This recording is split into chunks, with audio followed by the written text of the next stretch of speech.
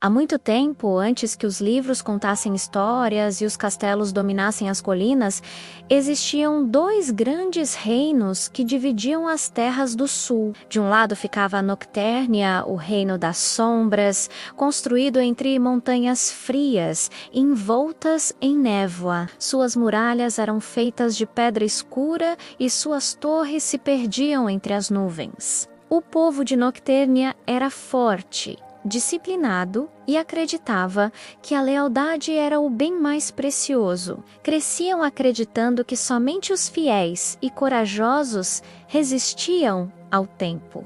Do outro lado, além dos Campos Dourados, nascia Solaris, o reino do sol. Suas cidades brilhavam sob o calor do dia, e seus campos eram cobertos por trigo e flores que dançavam com o vento. O povo de Solaris era engenhoso, criativo e orgulhavam-se da própria sabedoria. Acreditavam que a luz era o dom mais nobre concedido à vida. Por muitas gerações, os dois reinos viveram em paz, compartilhavam histórias, trocavam mercadorias e celebravam juntos a colheita. No centro das terras corria o Rio da Aliança, um rio largo e sereno que nascia das montanhas sombrias e ganhava força com as chuvas das planícies ensolaradas. Ele alimentava os dois povos e simbolizava a amizade que os unia.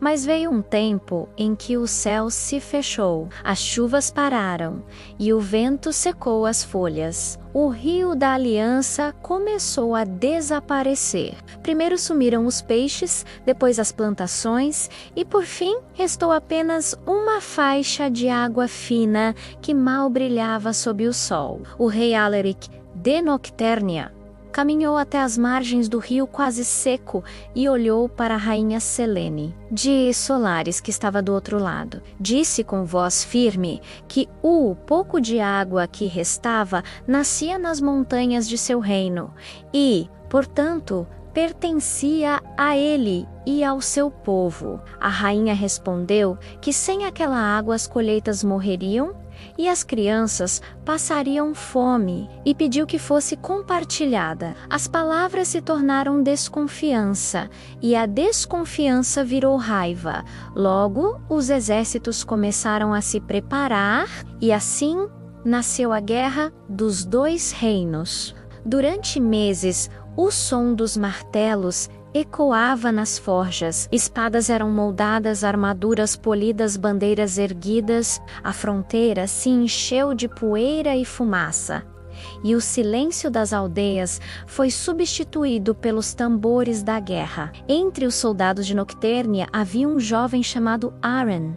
Ele era corajoso, mas diferente dos outros. Enquanto muitos falavam de glória e vitória, Aran pensava na dor e nas vidas perdidas. À noite, olhava para o céu e se perguntava se a luz das estrelas era a mesma vista pelo povo de Solaris. Em uma das batalhas, Aran foi ferido e caiu longe dos campos de combate. Cambaleando, chegou a um bosque dourado, onde o perfume das flores o fez adormecer. Quando acordou, viu diante de si uma jovem mulher de cabelos dourados e olhos claros, ajoelhada ao seu lado. Ela sorriu com doçura e disse que estava em segurança. Contou que seu nome era Lyra e que era filha da rainha Selene. Aran se assustou ao descobrir que estava em território inimigo, mas a voz dela era calma e o toque de suas mãos parecia dissipar o medo. Lyra explicou que o encontrou ferido e não poderia deixá-lo morrer. Nos dias seguintes, Aran permaneceu escondido no bosque, cuidando do ferimento com a ajuda dela. Conversavam sob a luz suave do sol que atravessava as folhas. Falavam sobre o medo, sobre o peso da guerra e sobre como os dois reinos haviam esquecido o significado da amizade. Com o tempo, perceberam que sentiam um pelo outro algo novo e verdadeiro, um sentimento que nascia entre o medo e a esperança. Quando Aran voltou para Noctérnia, guardou o segredo no coração. Contou apenas que sobreviveu à batalha, mas à noite sonhava com os olhos de Lyra e com o brilho do sol sobre o rio que já não existia. A guerra continuou, os exércitos aumentaram. As armas ficaram mais poderosas e o céu parecia cada vez mais distante. As planícies foram tomadas por fumaça e poeira, e os tambores da guerra não paravam de bater. Um dia, as forças de Noctérnia marcharam pelas montanhas e o exército de Solaris avançou pelos campos. Encontraram-se no antigo leito do Rio da Aliança, agora seco e rachado. O sol queimava e o vento trazia o cheiro de terra e medo. A batalha começou. Espadas se cruzaram, lanças se quebraram e o som do metal misturava-se aos gritos e à poeira. Aran lutava, mas seu coração pesava. Olhou em volta e viu Lyra do outro lado, tentando conter seus próprios soldados. De repente, uma parte do penhasco desabou. Um deslizamento de terra cobriu guerreiros dos dois lados. Aran correu em direção a Lyra e a encontrou presa entre as pedras.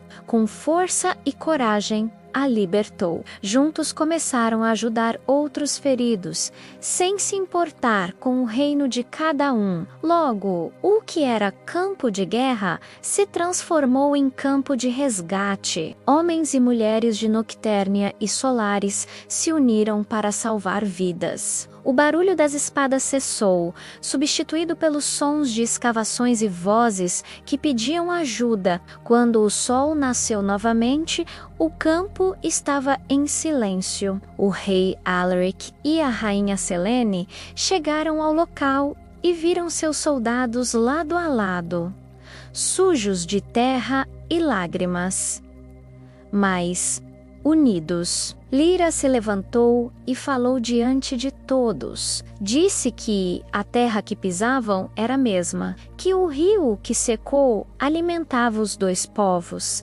e que a verdadeira força não estava em vencer o outro, mas em proteger a vida que restava. As palavras dela ecoaram pelo vale. O rei Alaric abaixou a cabeça e a rainha Selene estendeu a mão em sinal de paz. Assim, naquele amanhecer, a guerra terminou. Os dois reinos reconstruíram juntos a ponte sobre o antigo rio. A água voltou aos poucos e as flores renasceram nas margens. Aran e Lyra permaneceram juntos, viajando entre os dois reinos e ensinando que a compaixão é mais forte do que qualquer espada. E até hoje, quando o vento sopra pelas planícies douradas e pelas montanhas escuras, dizem que ainda se ouve o eco suave do antigo rio, lembrando aos homens que a verdadeira vitória é aquela que faz o coração florescer